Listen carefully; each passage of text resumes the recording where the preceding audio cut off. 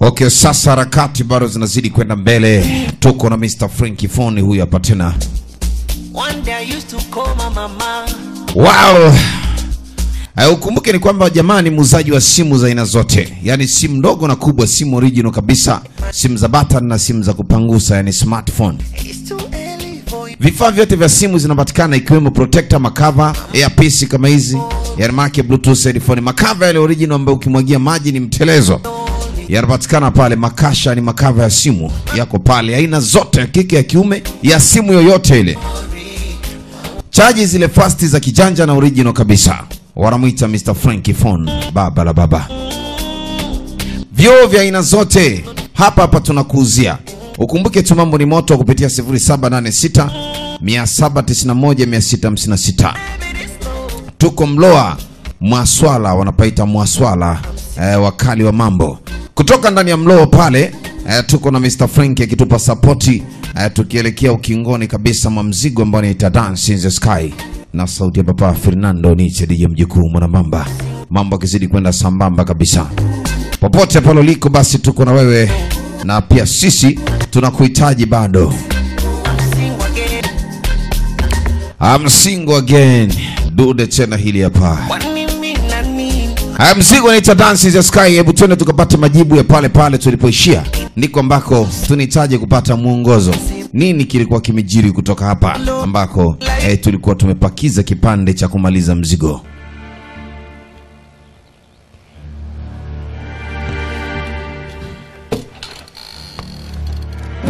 Baada ya matukio mazito mno, Mwamba alikuwa amemteka mtoto wa kike. Anasema Jaran ni kichaa kabisa kwa saizi alipokuwa njiani kuja. Sasa muangalie vizuri vile anakufa. Anasema hii ndio wakati wa mwisho wa kumuona. Sema Sajoni, ni kipi unachofanya Sajoni? Kila kitu ambacho kilichopita zamani, Lady Jini na Jaran, kilishaisha. Anasema tayari sasa hivi Lady Jini si mke wako. Hakuna sababu ya kumchukia Jaran. Kamata. Anaambia Eugene tayari ni marehemu sasa kwa sababu ya kumsaidia huyo mpumbavu anaitwa Jaran. Mumeo amesababisha mke wangu amekufa. Tena kumbuka hili,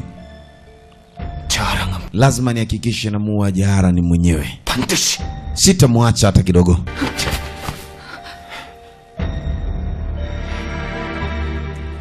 Hili tatizo ni kubwa. Mwamba anaahidi lazima amalize mchezo. Lazima muue Mwamba Jaran, ndio atarizika. Amemteka bibi Suluri. Lakini sasa kwa bahati nzuri ama bahati mbaya, kuna miamba alikuwa anapita zake taratibu tu.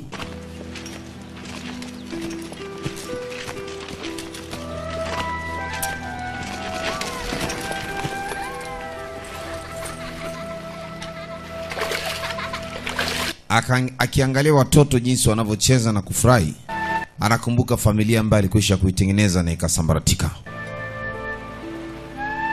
Alikuwa na katoto kadogo ka kike, lakini pia ana katoto ka kiume. Maji haya yanamfanya pia akumbuke mahusiano ya kwanza kabisa ya Mwamba alikuwa anaitwa Eugene pamoja na bibi Suluri, ambaye aliingia katikati na kuvuruga mambo haya. Ndio maana mnaambiwa mapenzi ya kuagi na watu watatu, mapenzi ni watu wawili tu. Ukimleta mtu wa tatu katikati ya mapenzi yenu, hayo mapenzi yatakuwa na walakini, kwa sababu yatakuwa yanaitwa triangle. Na mapenzi siku zote ni zero distance, yani ni watu wawili. Sasa unaleta triangle, mtu tatu. Huyu ukikosa unamwambia huyu, huyu anamwambia huyu aje akwambie wewe. Upumbavu mtupu. Hapa ndiko ambaye ilikuwa ni mwanzo wa kuharibu mahusiano hayo. Lakini tukirudi kwa bwana mdogo ambaye anaitwa Sang, akiamini Jaran ndo adui wa maisha yake. Kila siku alikuwa anajifunza Bichulimanyo. Alipewa na Jaran bila kujua kwamba ndio Jaran alimpa. Na sasa bwana mdogo anasema anajifunza Bichulimanyo.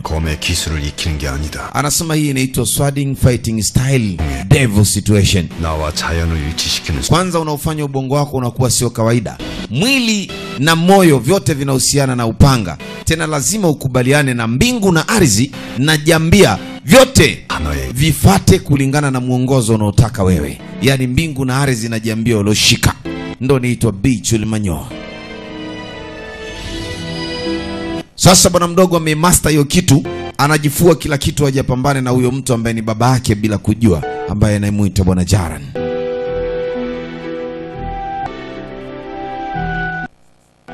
Sasa dogo yuko anapasha, anajifua kidogo.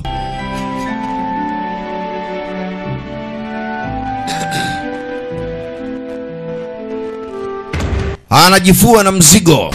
Cheki anavyopanda nao juu. Alifukunywa matone ya maji, ambaye matone yale alianza kuyagawanya huko juu kwa juu. Anacheza na matone ya maji. Ina maana huyu mtu kwenye kichwa chako atakuwa wapi? Yaani atakufanyaje wewe binadamu wa kawaida kama matone anayakatakata hivi? Ina maana wewe anakukata over chipsi, anakukaanga yani moja kwa moja. Ameiva vibaya mno. Anamtaka huyo Jaran aliyemuuliaga babake. Sasa bibi Harisu aliona bwana mdogo amemaster ile kitu. Alafu kisasi chake ni Jaran. Na yeye anajua kila kitu, Jaran ndio baba yake. Lakini Harisu amenyamaza kwa sababu aliambiwa asije akamwambia kitu. Sasa mshenzi ameiva.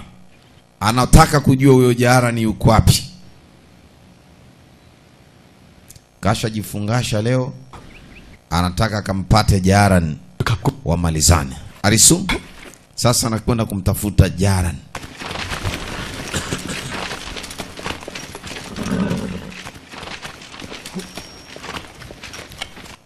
Ghafla mbele farasi mwingine tena.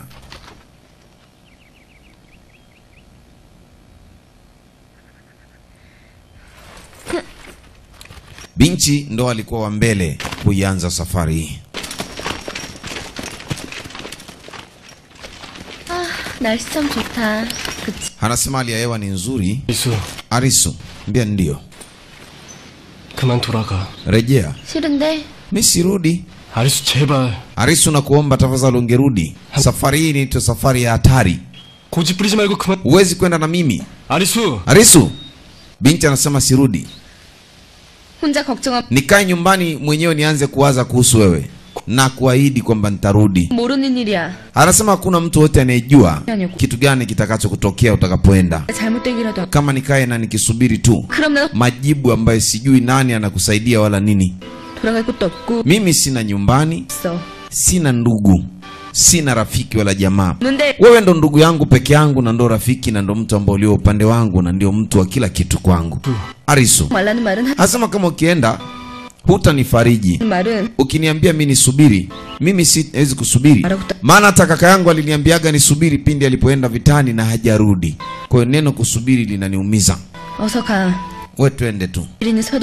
Tuwe na haraka kwenye hiyo njia. Twende.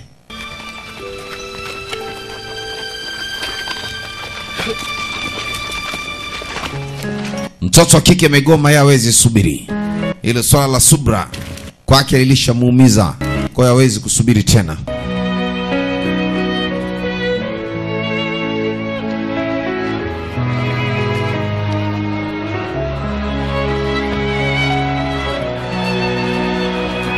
Sasa katika mji wa Sangmai, Nyingya, Sururi, Jokwang ndo ilikuwa marao ya kwanza kukutaniaga hapa.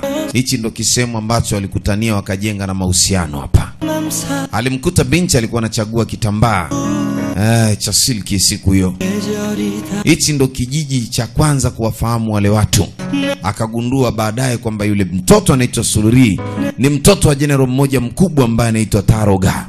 Na hapo aligundua kwamba yeye ana uwezo wa kumuoa binti kibabe. Akaanza kuingiza ubabe wake katikati ya mapenzi ya watu waliopendana. Kwanza alianza kufahamiana na Mwamba. Siku naambia unaondoka, naambia ndio. Nafikiri kwamba siku 3 mbele nitakuwa siku hapa.